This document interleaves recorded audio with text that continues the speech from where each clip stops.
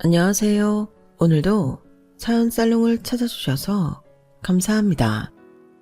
저는 일산에 사는 30대 중반의 여성이에요.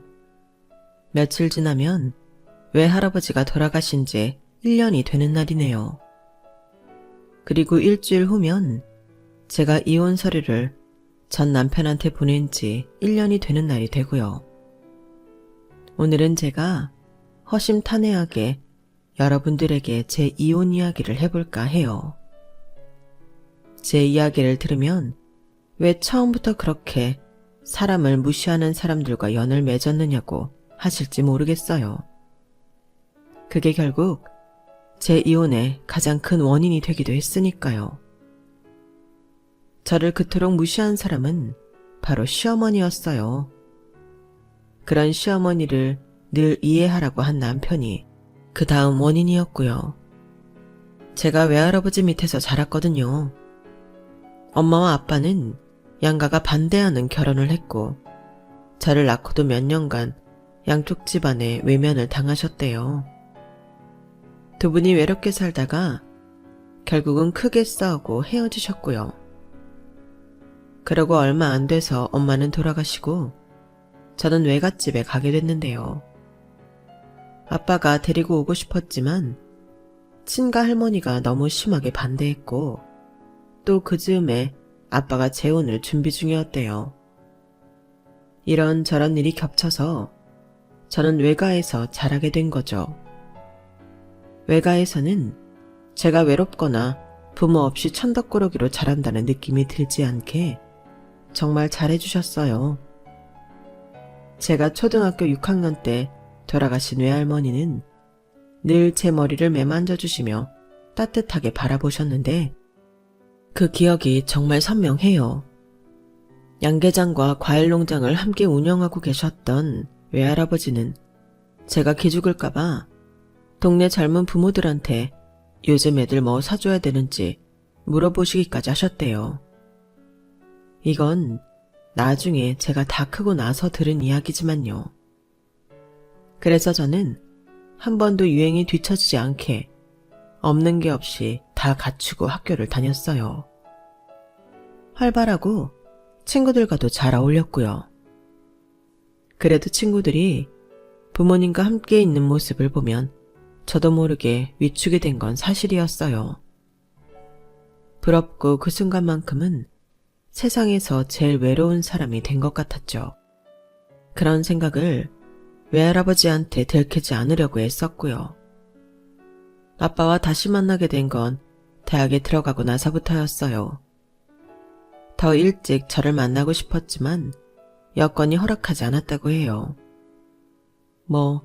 지금 가족들 눈치도 보였겠고 외할아버지한테 할 말도 없었을 거예요. 실제로도 그렇다고 하시더라고요. 아무튼 제가 다 커서 만나게 되니 주변에서도 별다른 말이 나오지 않은 것 같아요. 아빠 가족들도 이해해줬고요. 저는 대학을 졸업하고 바로 금융기관에 취직을 했어요. 제 소원이 얼른 돈 벌어서 제 돈으로 외할아버지한테 효도하는 거였거든요. 저를 위해 뭐든 해주시는 외할아버지였으니까요. 그래서 취직하고 맨 처음 했던 게 외할아버지 여행 보내드리는 거였어요. 친한 친구분들과 함께요. 제주도 2박 3일 여행이었고 호텔비는 카드로 할부한 거라서 큰 부담이 없었는데 제가 용돈도 다 드리고 호텔도 좋은데 예약했더니 외할아버지 친구분들이 손녀 대단하다고 난리도 아니었대요. 외할아버지가 저한테 해주신 거에 비하면 정말 아무것도 아닌데 말이죠. 그 다음에는 동남아 여행도 보내드렸고 중국 여행도 보내드렸죠. 중국은 제 휴가와 외할아버지 쉬는 때가 맞아서 저와 외할아버지가 같이 갔어요. 그 여행이 제가 성인이 돼서 외할아버지와 함께한 처음이자 마지막 해외여행이 되었고요. 그렇게 4년 동안 열심히 일하며 외할아버지와도 잘 지내던 저는 남편을 만나게 되었어요. 남편은 저희 회사 거래처의 팀장이었는데 어떻게 저를 잘 봤는지 몇 번 식사를 같이 하자고 하더라고요. 처음에는 가벼운 만남으로 시작했는데 남편이 진지하게 고백하더라고요. 진수영 씨, 저랑 사귈래요? 저 시간 많이 남아 돌아서 수영 씨 만나는 거 아니거든요. 처음 봤을 때부터 마음이 있었어요. 근데 제가 별로라면, 아니면 다른 사람 사귀고 있는 거라면 저 그만두려고요. 사귀는 사람은 없고요. 저는 김명호 팀장님 편하게 만난 건데 잘 맞는 것 같아요. 만나봐도 저는 좋아요. 그러자 남편은 정말 아이처럼 좋아했고 저희는 그렇게 1년 좀 넘게 사귀다가 결혼 이야기가 오가게 되었어요. 어떻게 보면 자연스러운 수순이었죠. 저는 제 가정사 때문에 좀 망설였는데 오히려 남편이 그런 거는 아무것도 아니라며 신경 쓰지 말라고 하더라고요.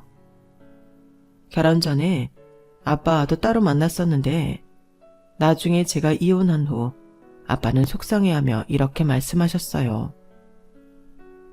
너 그렇게 힘들게 살면서 왜 한마디도 말 안 했어?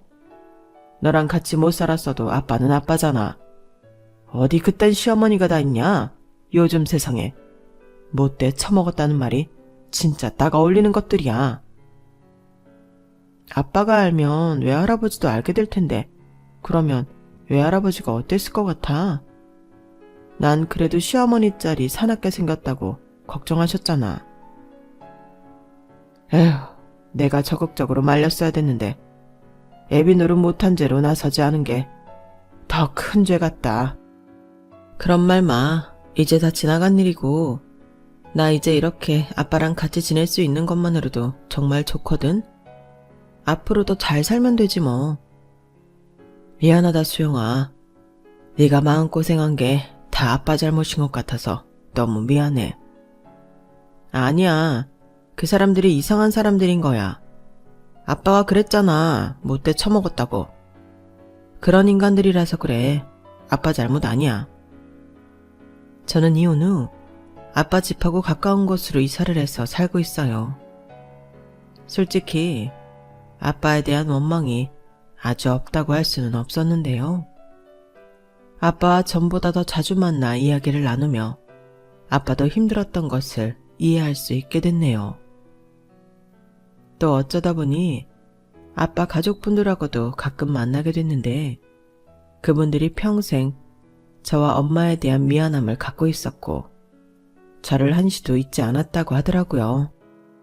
그런 말들을 들으니 제 마음이 풀린 것도 있어요. 아빠와 가까운 곳에서 지내며 든 생각은 다 자라고 나서는 외할아버지와 더 가깝게 지내지 못했다는 게 마음이 아프더라고요.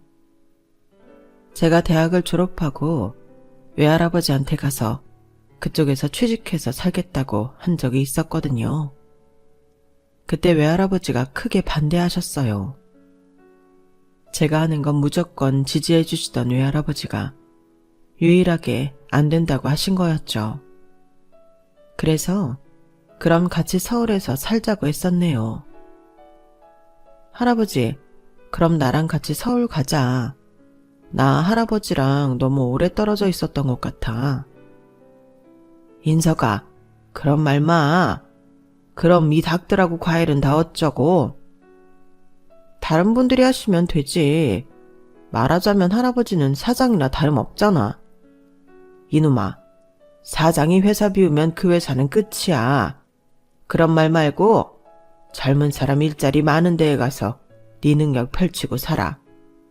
수영이 너는 농장 일에는 소질이 없잖냐. 그게 딱 네 엄마 닮았단 말이지. 사람은 자기 타고난 걸 개발하며 살아야 행복한 거야. 할아버지가 네 엄마한테 그걸 못해준 것 같아 너무 후회되고 속상한데 하나뿐인 외손녀한테까지 그러라고? 할아버지 계속 일만 하면 건강은 어쩌고. 나도 할아버지 걱정돼서 그러는 거야. 할아버지 끄떡없다. 20년 30년도 일할 수 있어. 너 휴가 때 만나러 오면 되잖냐. 그러니 할아버지 걱정 말고 마음 편히 하고 싶은 거 해. 그나마 제가 외할아버지 여행 보내드리고 같이 여행도 다녔으니 마음에 맺힌 게 덜한 것 같아요. 그마저도 안 했다면 저는 정말 평생을 외할아버지한테 미안해하며 살았을 것 같거든요. 물론 미안한 마음도 여전히 있지만 감사한 마음이 더 크게 남아있어요. 외할아버지는 전 남편과 결혼한다고 인사를 갔을 때도 정말 활짝 웃으며 맞아주셨어요. 전 남편한테 어찌나 저를 잘 부탁한다고, 잘해줘야 한다고 신신당부하셨는지 몰라요. 우리 수영이가 결혼한다니 내 마음이 참 기쁘다. 자네랑 잘 살면서 아들, 딸도 낳고 행복하기만 하면 나는 바랄 게 없겠네. 네, 염려 마세요. 제가 수영이 행복하게 해줄 겁니다. 남편은 제가 어떤 환경에서 컸는지 알고 있었어요. 저는 그것 때문에 결혼을 망설인 것도 있는데 남편은 그런 게 뭐가 중요하냐며 괜찮다고 하더라고요. 그 말을 믿은 제가 잘못이었고요. 그렇게나 좋아하시던 외할아버지는 상견례에서 시어머니를 보고는 걱정을 좀 하셨거든요. 네 시어머니 만만치 않게 생겼다. 수영이 너 괜찮겠냐? 명호 오빠 보면 사람 유하잖아. 시어머니도 그렇게 나쁜 사람 아닐 거야. 너무 걱정하지 마, 할아버지. 그게 아들미가 휘어잡혀 살아서 그럴 수도 있는 건데 수영이 네가 좋다면야 할애비도 말리지는 않겠다만. 저는 외할아버지를 안심시키기 위해 걱정하지 말라고 잘 지낼 수 있다고 큰소리 쳤어요. 저라고 마음이 완전히 편한 것만은 아니었는데 생각해보면 제 가정 환경 때문에 위축이 되었던 것 같아요.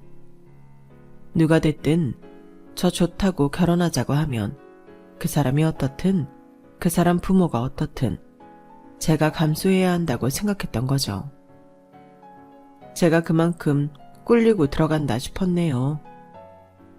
시어머니가 저를 차갑게 대하는 건 알고 있었지만 남편이 걱정하지 말라며 외할아버지 밑에서 커서도 이렇게 좋은 직장에 다니는 걸 더 대단하게 생각할 거라고 했던 말을 믿고 싶었어요. 나중에 알고 보니 남편은 시어머니가 극렬하게 반대하는 걸 엄청 설득했더라고요. 시어머니가 굉장히 자존심이 세고 뭐든 자기 뜻대로 해야 되는 사람인데 아들이 저랑 결혼 안 하면 연락 끊고 살겠다는 말에 아마 자신이 졌다는 기분이 들었나 봐요. 결혼하고 나서 시어머니는 노골적으로 저를 싫어하는 티를 냈거든요. 내가 정말이지 우리 그 양반 명호 고등학생 때 돌아가셔서 며느리만큼은 부모 다 온전히 있는 애로 얻고 싶었거든. 근데 너 때문에 내 바람이 아주 산산조각이 났어.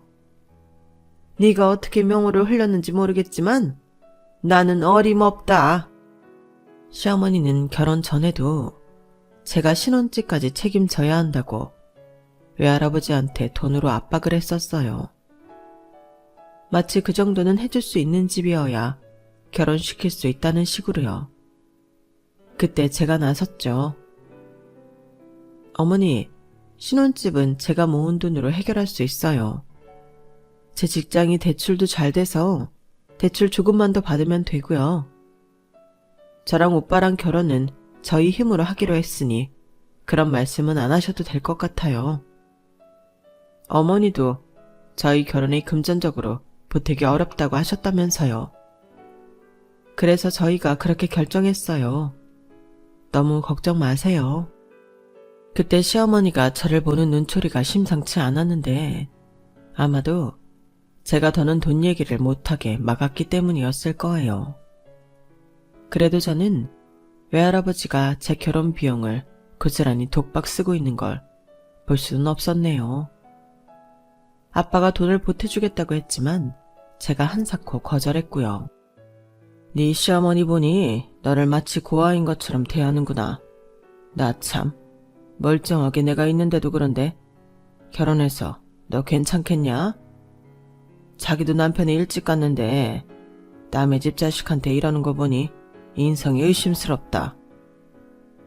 나 그 정도는 각오하고 있었어. 어떤 집 사람을 만나도 그럴 수 있을 것 같아.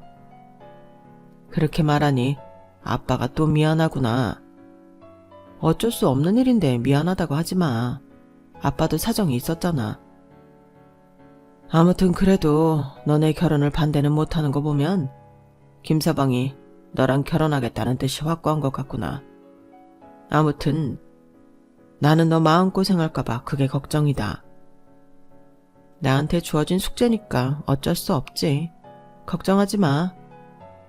그래, 아빠가 네 결혼 안 된다고 반대할 입장도 못 되고 이래저래 답답하기만 하구나.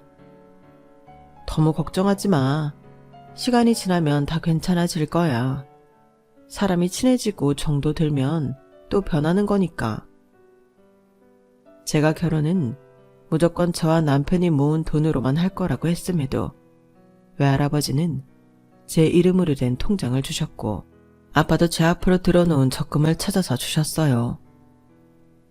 외할아버지 통장에는 1억 5천만 원이나 들어있었고 아빠는 저한테 5천만 원을 보내주셨네요.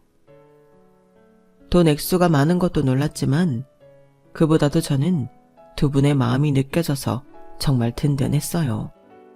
정서적 안정감이 느껴지더라고요. 시어머니는 자신이 말한 대로 저희 결혼에 보탠 돈은 없었어요. 다만 저희 신혼여행 갈 때 친척분 여행사 얘기를 해서 호텔하고 비행기 값만 해주셨네요. 엄밀히 따지자면 그건 그 친척분이 울며 겨자 먹기로 저희한테 결혼 선물한 거나 마찬가지였죠. 저는 시어머니가 은근히 외할아버지를 무시하고 있다는 걸 알았기 때문에 일부러 외할아버지가 저한테 1억 5천만 원이나 줬다는 말을 했어요. 시어머니는 순간 눈동자가 흔들리면서 놀랐지만 금세 냉정해졌어요. 노인네가 아주 손녀 결혼 못할까봐 전 재산을 쏟아 부으셨구나. 그 돈 보내놓고 니네한테 나중에 손 벌리는 건 아니겠지? 그건 내가 용납 못한다. 그거 외할아버지 전 재산 아니에요. 그냥 제 이름으로 어릴 때부터 만들어주신 통장이고요. 그 돈 아니어도 외할아버지 재산 있으니 저희한테 손 벌릴 거라는 걱정은 안 하셔도 돼요. 잘났다 그래.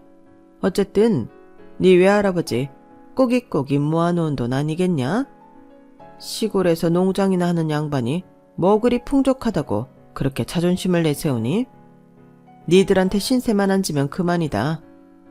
네 외할아버지가 너 시집에 할 말 없게 만들지 않은 것만도 잘하신 거는 맞구나. 네가 조부모 복은 부모복만큼 없지는 않다는 건 알겠다. 네, 이렇게 손녀 대학까지 보내고 누구나 부러워하는 직장까지 갈 수 있게 하는 외할아버지가 우리나라에 몇이나 있겠어요.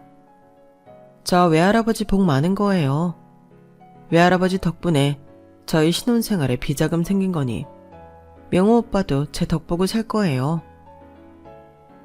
자꾸 외할아버지를 깎아내리는 게 속상해서 끝까지 할 말을 했더니 시어머니는 저를 무섭게 노려보기만 할 뿐 더 이상 아무 말도 하지 않았어요. 외할아버지는 저한테 시댁에 가서도 기죽지 말고 할 말도 하고 당당하게 지내라고 늘 당부하셨고 저는 외할아버지 말씀대로 했네요. 그렇다고 막 선을 넘어서 말대답을 한 건 아니었고요. 하지만 시어머니가 하도 저희 친정을 무시하니 저도 결국에는 말이 좋게 나가지 않더라고요. 남편은 그럴 때마다 저와 시어머니 눈치만 봤고요.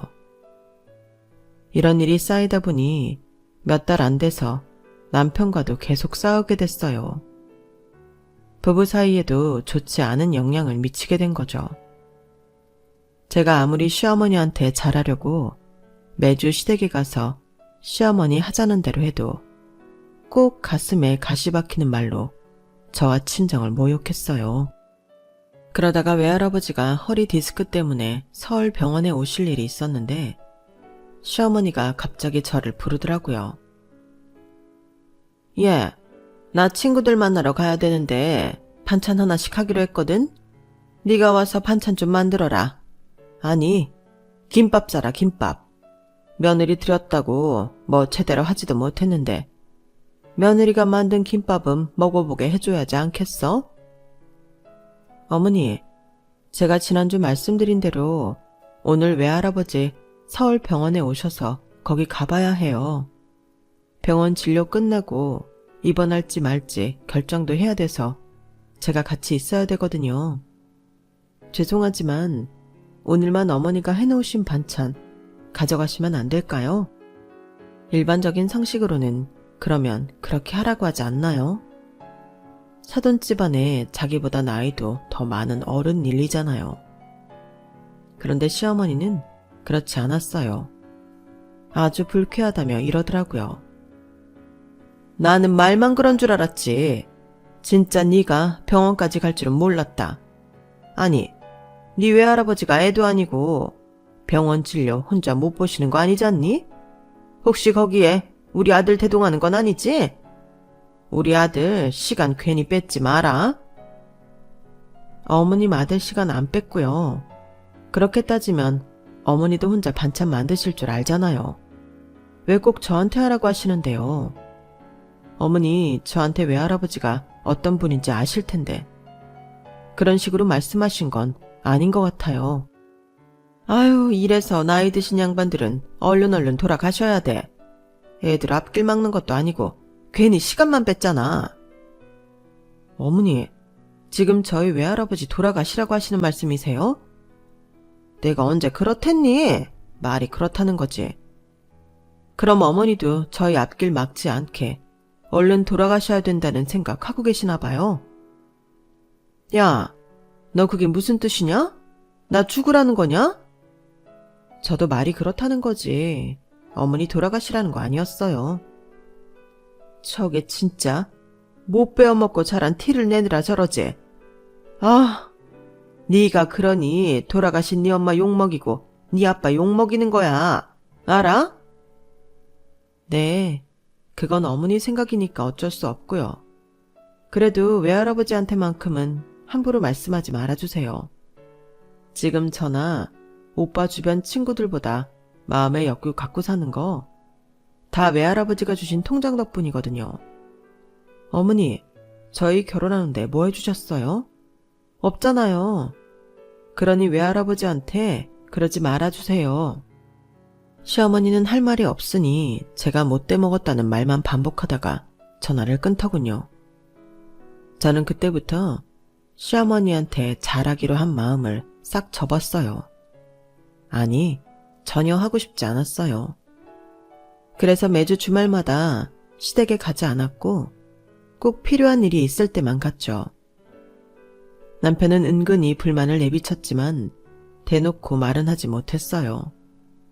자기가 봐도 자기 엄마가 저한테 너무하는 게 보였겠죠. 시어머니는 제가 엄마 없이 커서 살림도 거칠게 하고 교양이 없다며 늘 비난만 했거든요. 거기에 더해 저희 아빠 욕까지 했어요. 제가 가끔 아빠를 만나서 식사를 하는데 그것까지 못마땅해 하더라고요.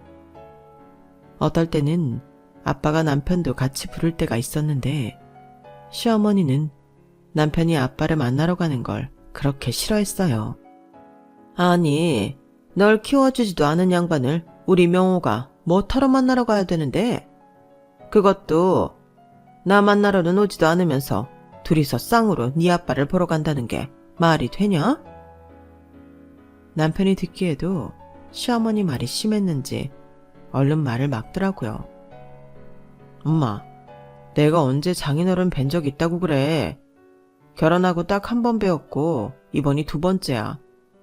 엄마는 그보다 더 많이 보러 왔잖아. 요새도 나는 거의 매주 엄마한테 오다시피 하는데 한 번쯤 갈 수도 있지. 그래도 명색이 장인어른이시잖아. 사위 부르는데 안 갈 수 있어? 그러자 갑자기 시어머니는 눈에 쌍심지를 켜고 저를 보며 말했어요. 너지? 네가 명우한테 이렇게 말하라고 시켰지? 니네 아빠 만나러 가야 된다고 세뇌시킨 거지? 어머니 진짜 말씀이 지나치시네요. 왜 저희 아빠 만나는 것까지 어머니 간섭을 받아야 되는지 모르겠고요. 정 그렇게 불만이면 저만 만나고 오겠습니다. 저는 더 이상 싸우기 싫어서 그 정도로 마무리하고 집에 왔죠. 남편도 말로는 미안하다고 했지만 은근히 시어머니랑 비슷한 생각을 갖고 있더라고요. 굳이 저를 키워주지 않는 아버지 만나야 되냐며 좀 귀찮아하길래 저도 말했어요. 이런 식으로 생각하면 나도 시어머니 보러 더 안 갈 거야. 불만 없지? 우리 친정 이렇게까지 무시하는 걸 나도 참을 이유 없잖아? 그때부터 저희 사이는 더 거리가 생기기 시작했어요. 남편과의 사이도 전보다 더 안 좋아진 거죠. 그러다가 결혼하고 첫 명절이 되었는데요. 이미 그 전에 저는 남편과 의논해서 외할아버지 찾아뵙는 날하고 시댁에 가는 날을 겹치지 않게 말해놓았어요. 남편한테 이것만은 제발 지키자고 제가 간절히 부탁을 했고 남편도 알겠다고 했던 일이었죠. 그리고 시댁에 가기 전에 잠깐 짬을 내서 아빠와 함께 점심을 먹기로 했고요. 그럼에도 시어머니는 그것까지 간섭을 하고 잔소리를 했어요. 아니 너는 그렇게 친정만 챙기니? 왜 네 아빠를 굳이 만나야 되는데? 너도 참 우리 아들 피곤하게 만들며 산다. 너는 이제 이 집 식구야. 그럼 자기 집을 챙겨야지. 왜 따로 살고 가족까지 있는 네 아빠를 챙긴다고 오지랖이야. 시어머니가 이런 식으로 나오는데도 남편은 이제 더 뻔뻔하게 자기 엄마 말이 틀린 게 없다고 나오더라고요. 그렇게까지 말을 하니 저도 그럼 명절에 시댁에 못 가겠다는 말이 나왔어요. 그러자 시어머니는 집안에 며느리가 잘못 들어왔다며 길길이 날뛰었어요. 저는 심각하게 이혼을 고민하기 시작했어요. 그게 명절 되기 두어 달 전 일이었네요. 명절이 코앞이었던 것도 아니고 그렇게 한참 전부터 난리였으니 제 스트레스가 이만저만이 아니었어요. 제가 너무 힘들어서 회사에서 야근까지 하고도 집에 들어갈 생각이 나지 않던 날이 있었어요. 남편 꼴을 보면 더 화가 나고 열불이 터지니 집에 가기가 싫더라고요. 그런데 느닷없이 외할아버지한테서 전화가 왔던 거였어요. 우리 손녀 잘 있나? 어째 하루비 꿈에 자꾸 우리 소영이가 보이노? 별일 없이 지내는 거 맞아? 나 잘 지내니까 꿈에 나오나 보네. 나 지금도 회사 끝나고 집에 가는 중이야. 할아버지는? 요즘 허리는 괜찮고? 안 아파? 할아버지야 늘 고만고만 하지. 우리 강아지 잘 지내나 그게 제일 걱정이지. 에이 뭐 그런 걱정을 해. 괜찮아 할아버지. 나 이번 주말에 내려갈게. 됐다. 오긴 뭘 오냐? 모처럼 쉬는 날인데 푹 쉬고 놀아야지. 저는 외할아버지의 마음 씀씀이에 눈시울이 붉어졌고 우는 티를 내지 않느라 얼마나 애를 썼는지 몰라요. 역시 저를 생각해주는 건 외할아버지밖에 없다는 생각도 들었고요. 그런데 그런 외할아버지가 명절을 앞두고 갑자기 돌아가셨어요.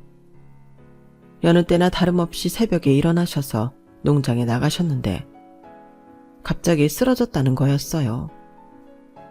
뇌출혈이었고 사람들이 발견하기까지 늦어져서 외할아버지는 응급실에 옮겨지고 바로 사망 선고를 받으셨다고 해요. 너무나 허망하게 돌아가신 거죠. 제가 그 연락을 받은 게 막 시댁에서 저를 불러서 가는 도중이었어요. 시어머니가 명절 때 쓸 그릇을 새로 사달라고 하더라고요. 뭐 새 식구가 생겼는데 그릇들이 너무 낡고 개수가 부족하다나요? 그래서 시어머니가 원하는 브랜드로 백화점에서 사서 가져가고 있었죠. 저는 전화를 받자마자 바로 차를 돌려서 지방으로 내려가며 시어머니한테 연락을 했어요. 외할아버지가 돌아가셔서 가봐야 한다고요. 그러면 당연히 얼른 가라고 하고 자기도 따라오겠다고 할 거라 생각했어요. 그래도 집안 어른이 돌아가신 거잖아요. 그런데 시어머니는 정말 너무도 상식 밖의 말을 했어요. 그럼 그릇은 어쩌고?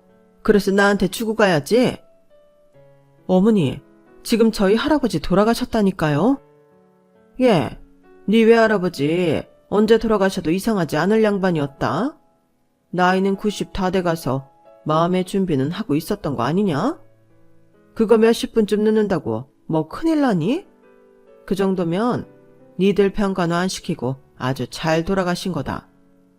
그러니 나한테 그릇 갖다 주고 가려무나? 어머니, 진짜 해도 해도 너무하시네요. 누가 어머니 돌아가실 때 살 만큼 살다가 죽었으니 슬퍼하지 말라고 하면 어떨 것 같으세요? 그리고 저한테는 외할아버지 돌아가신 거 굉장히 큰 거예요. 제 할아버지인 동시에 제 부모님이었다고요. 됐으니까 어머니 그릇은 어머니가 사세요. 아니, 너는 이제 이 집 식구야? 네 외할아버지 식구가 아니라고. 그리고 니네 아빠가 사위면 사위가 알아서 장인어른 장례 챙기면 되는 건데 왜 너는 네 위치를 자꾸 착각하냐? 그러면서 날 가르치려 들어? 진짜 버르장머리 없기가 하늘을 뚫는구나. 당장 오지 못해! 저는 그 순간 정신줄이 탁 끊기는 느낌이었어요. 나 댁 같은 여자랑 같은 식구 아니니까 그런 줄 알아. 줏대 없고 댁 눈치나 보는 댁의 아들하고도 안 살 거니까 그렇게 알아. 그렇게 소리를 지르고 전화를 끊고는 남편한테도 연락했어요. 나 너랑 이혼할 거야. 그러니까 그런 줄 알아. 더는 비상식적인 네 엄마 상대 못하겠다. 근데 너는 한 게 뭐 있어? 네 엄마 이해하라는 말만 하고 결국 나한테 모든 걸 뒤집어 씌우더라. 너랑 끝이야. 그러니까 너도 외할아버지 장례식 오든지 말든지 알아서 해. 저는 전화를 끊고는 차 안에서 엉엉 통곡을 하며 병원 장례식장으로 갔어요. 아빠는 이미 와서 외할아버지 농장 직원분들하고 빈소를 차려놓고 계셨고요. 저는 그렇게 외할아버지 돌아가시는 순간도 보지 못하고 조문객들을 맞이하게 됐어요. 남편과 시어머니는 저한테 연락 한 통도 없었고요. 그러다가 마지 못해서 마지막 날 늦은 시간에 둘이 찾아왔더라고요. 저는 아예 외면하고 두 사람 얼굴을 쳐다보지도 않았어요. 저는 이미 아빠한테도 남편과 시어머니 이야기를 했고 이혼하겠다는 말도 해놓았어요. 아빠 역시 남편을 아주 차갑게 대했네요. 시어머니는 저희가 어떻게 하든지 말든지 상관없다는 표정으로 밥만 처먹고 있더라고요. 정말 어찌나 꼴보기 싫은지 그 인간들이 내는 조의금도 돌려주고 싶은 심정이었어요. 하지만 마침 외할아버지 변호사가 와서 저를 불렀기에 저는 남편과 시어머니를 상대하지 않아도 됐었죠. 대신 아빠가 두 사람한테 하는 말이 제 귀에 들렸어요. 지금 수영이 장인어른 유언장 확인하고 상속 얘기하고 있으니까 두 사람은 식사 끝나면 돌아가세요. 그런데 그 말에 시어머니가 다급하게 대꾸하는 거였어요. 상속이라뇨? 뭐 받을 게 있는 거예요? 그 짜끄만한 시골 땅에서 뭐 나올 게 있답니까? 소영이 외할아버지 양계장하고 과일농장 하시는 거 아니었어요? 그럼 거기 물려받는 건가요? 남편까지 궁금해하는 걸 보니 이 인간들이 왜 저러나 싶은 생각이 들더군요. 그러자 아빠가 말씀하셨어요.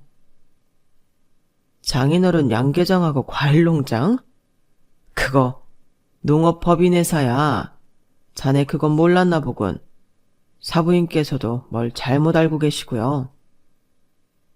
저는 듣다 못해 변호사에게 양해를 구한 후 두 사람이 있는 자리로 왔어요.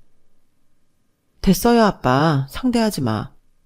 어머니는 끝까지 저희 외할아버지를 모욕하시네요. 시골에 있으면 다 못 살고 가난한가요? 장례식장에까지 와서 이런 식으로 말씀하시다니요. 저 회사 처분하면 20억은 제가 받아요. 게다가 외할아버지 아파트랑 땅도 있고요. 이걸 다 저한테 물려주시겠다고 하셨다네요. 저는 외할아버지가 생전에 그런 유언장 남기신 줄도 몰랐어요. 아빠는 이미 알고 계셨다고 하네요. 아빠가 저한테 바로 물려주는 걸 동의하셨대요. 이제 궁금한 거 풀리셨으면 그만 일어나세요. 저 우리 외할아버지 이런 식으로 끝까지 무시하는 사람들 조문 받고 싶지 않아요. 외할아버지도 반기지 않으실걸요? 이제 좀 가주시죠. 분위기 흐리지 말고. 그런데 그 말에 더 태도를 확 바꾼 건 시어머니보다 남편이더군요. 소영아, 니네 외할아버지 이렇게 대단하신 분이었어? 그런 말을 왜 진작에 안 했어? 네가 그 재산을 다 받는다니 나까지 갑자기 든든해진다. 야, 김명호, 네가 왜 든든한데? 내 상속인데 왜 네가 든든하냐고. 너 잊었나 본데 내가 이혼한다 그랬잖아. 너 그때 아무 말도 안 하지 않았어? 나한테 문자 한 통도 없다가 오늘 나타난 거잖아.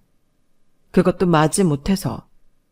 아마 이혼할 때 귀책 사유로 들어갈까봐 그런 것 같은데 갑자기 왜 이래? 아니 그게 그런 거 한 번씩 생각해 볼 수 있는 거잖아.